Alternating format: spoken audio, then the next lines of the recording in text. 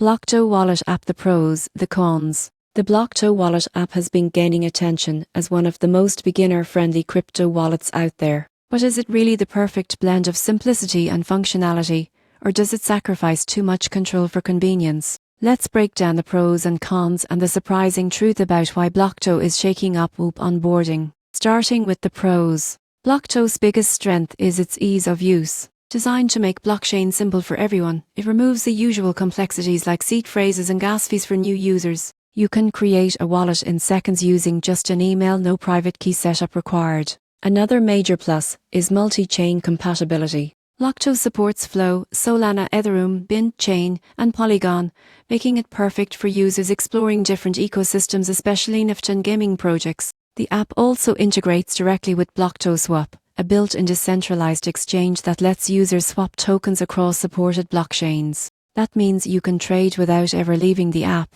Security is handled through a hybrid model. Blocto starts as a custodial wallet, but users can transition to full non-custodial mode anytime, giving them complete control of their assets when they're ready. Now, let's talk about the cons. The main downside is the initial custodial setup. While convenient, it means your keys are temporarily managed by Blocto until you switch to full control. Privacy-conscious users might not love that. Another limitation is that transaction fees can vary depending on the blockchain, and during network congestion, costs can spike. Lastly, while Blocto's simplicity is a strength, advanced traders may find it lacks some of the deep defeat tools they're used to. In conclusion, the Blocto Wallet app is an excellent entry point for beginners diving into crypto and NFTs. The surprising truth?